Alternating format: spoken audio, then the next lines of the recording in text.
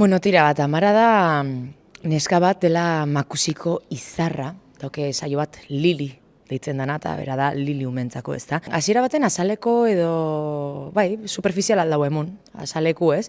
Baina azkan beran bizitxi ez da oso erreza beran bizitxa pertsonala. Orduan saiatuko da, ez, beran ibilbide profesionala beste bide batetik bideratzen, bera aktore bezala serio hartzeko bera, eta etorkizuna euki alixateko be bai, ez?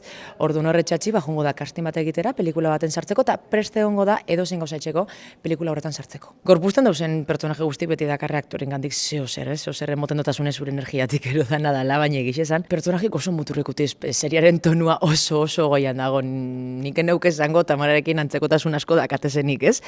Baina, bueno, atrapana zuen, eneuke jakingo zaten. Ba, igual energia hori humorea egiteko puntu hori, ez dakit, baina ezke berake hori egiten da benin benetan egiten da. Orduan, ez da ondo.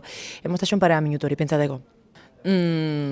Tamararentzako izango litzake pelikulan esartzea. Ez, nik ez dut isebez, osea, ez, enaz pertsona bat esan da bena, lortu birdot, bai ala bai ni hartzi, ez, ni saiatu nik casting bat lortzen, baina ja ben casting bat lortu dotenin egiten juten az disfrutata eta enaz juten hemen rollo psikopata, edo zen gauza etxe hori lortzeko, paper hori lortzeko, ez, osea, ez, enaz juten Tamara modun.